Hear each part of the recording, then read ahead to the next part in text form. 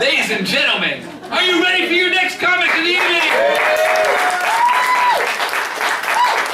Favorite here is now coming to the studio. You've seen her all over town. Please give it up for Samantha Hale.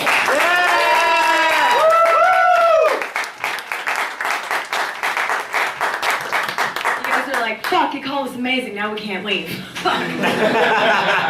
See, Gina, you're talking about spokespeople, like people like celebrities who get on board for like commercials, for example. I'm actually not mad at Jamie Lee Curtis, because here's the thing, when I see all these commercials coming on, like I don't believe that J-Lo uses Garnier out of the box. You know, or that Beyonce uses L'Oreal, or that Peyton Manning drives a Buick. Or my favorite, that Mila Kunis is down in a basement distilling Jim Beam. At least it's believable that Jamie Lee Curtis needs Activia.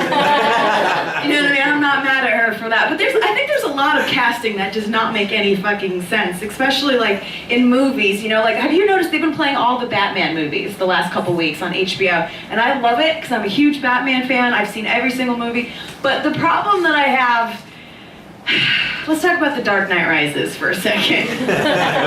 Anne Hathaway as Catwoman?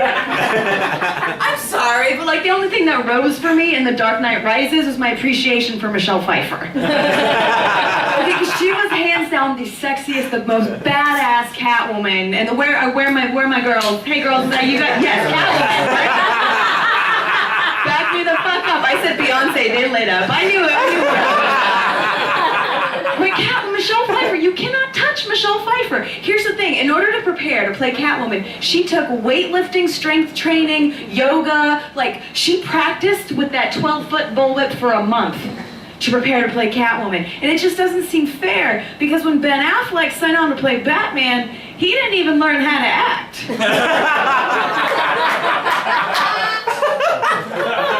Did I hurt like some Ben Affleck lover feelings? I heard like, oh no girl, not her best. God. And then I feel like, I was just thinking about this the other day. I think there's also been opportunities that were missed for perfect casting. Like I used to work, remember that show Seventh Heaven? Remember that show? I used to intern on that show for the casting director. And I remember one night I was going through submissions. The casting director had just put out a release for a Catholic priest. We were looking for a Catholic priest. And I'm looking through the submissions, and I pull out Robert Englund's headshot. Robert Englund submitted to play a priest on Seventh Heaven. So I immediately ran to the casting director. I was like, oh my God, you have to bring him in. You have to bring him in. Like, I want to hear him do this. And she's like, I don't know, Freddy Krueger? As a Catholic priest? And I was like, what? It's perfect. He's already played a child molester. I literally wrote that 3 hours ago, so thank you for that. And the other thing that happened on the way over here, this has been a crazy day, you guys. I got a message from some random guy on Facebook, and he was like, hey, you're really funny. I'll tell you what. He offered to pleasure me sexually if I teach him stand-up. I was like, cool, so I'm gonna have to teach you joke structure and how to find the clit? I don't fucking think so. Anyway, is anyone from LA? Yeah. Yeah, oh you are? Yep. You're born and raised? Yep. Me too. Does this happen to you whenever you tell people you're from LA? They're like, no, where were you born? Right? I'm like, LA, people fuck here all the time.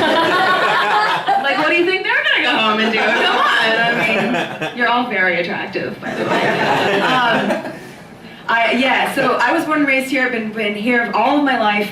I come from a line of actors, which is kind of cool. Let's talk about that for a second. My grandpa was on the original Lost back in 1964 when it was called Gilligan's Island.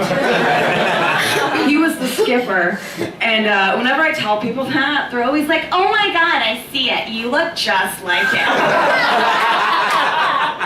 Like, right? Like the fat guy from Gilligan's Island. Thanks, little buddy. Go fuck yourself. And then my great-grandfather, he was in all the early swashbuckler films with like Betty Davis and Errol Flynn and all these amazing people. And when you come from a family as successful as that, the bar is set really high. so I get really high and work in a gay bar. I fucking love it. I wouldn't change it at all. I have the most fun there. The other day, one of my best friends is a drag queen, and she was doing like a big event for the CyberSocket Awards, which is like, it's a porn magazine. They had their big award show. She walked the red carpet. You know when you walk red carpets, they give you like swag bags full of DVDs or toys or whatever it is. So she calls me the next day. She's like, hey, listen, I got a DVD last night that I think you should have. Drilligan's Island.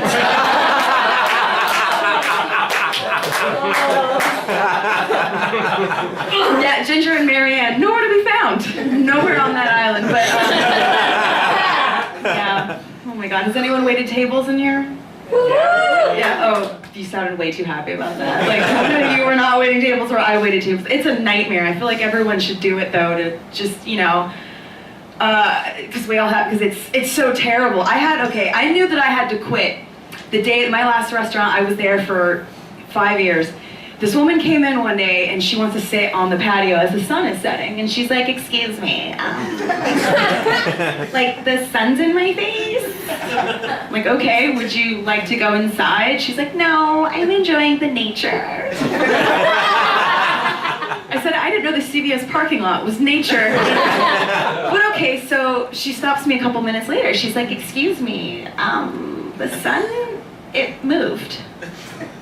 I said, yeah, it's probably gonna do that. I can lower the blind, but it's probably gonna happen again. She's like, whatever. Stops me again 2 minutes later. She's like, excuse me, the sun like really moved this time and now it's like really in my face. So finally I was like, ma'am, this is Earth. What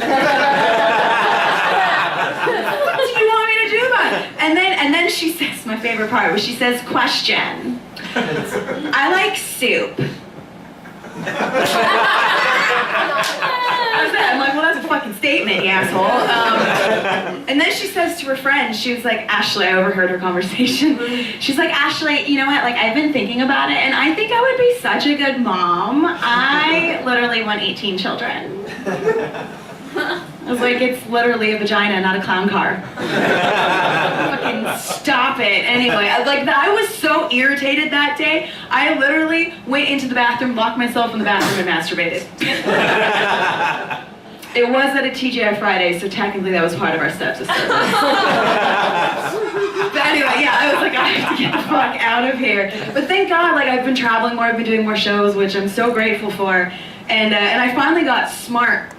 And I got SiriusXM in my car to help me on the drive. Like, 90s on 9 is my favorite thing in the world. I know every fucking song. I know every lyric, and I sing along. But do you ever, like, sing along to lyrics and, like, you were talking about Sir Mix-a-Lot, like, you kind of think about what they're actually saying, and you're like, what the fuck? Like, do you remember Natalie Imbruglia's Torn? Yes. Right? She's like, I'm all out of faith, this is how I feel. I'm cold and I am shamed, lying naked on the floor. And I'm like, is she singing a 90s hit song or reporting a crime? What is she doing? And then Alanis Morissette's You Oughta Know came on the other day, and I fucking love that song. I know every single word. I sing along to it, and ladies, you know that part when she's like, but she go down on you in a theater, and I'm like, yeah, woo! I'm feeling all strong and good, and then I was like, wait a minute. No, wait, fuck off. No, do you know who she's singing about? Dave Coulier. And if you don't know what that means, Alanis went down on Uncle Joey from Full House. Now, do you think that when he figured out that she was singing about him, he was like, cut it out? Fuck. Chris was talking about Trump. There's a lot of scary shit happening right now with Trump for sure. But the thing that I refuse to move on from, the one thing that I cannot get over, is the pee scandal. You guys remember the pee scandal where he allegedly hired a bunch of Russian prostitutes to pee on him? See, to me, that just proves that he's a terrible businessman, because I would have done that shit for free. I would have enjoyed every fucking second of it. I really would have. I will never forget the day that we found out that he won, that he would be our president. I fucking panicked, and I was so upset, and I posted on Facebook, if you voted for Trump, unfriend me, don't explain. like, fair enough. I'll do my thing and be a good person. You go your way. Fine, that's cool. I made so many new friends that way. So many new friends. The first comment was from this girl. I don't know. I'm not even friends with her. But she posts, she's like, wow. Spread love, not hate. You mean-ass cunt.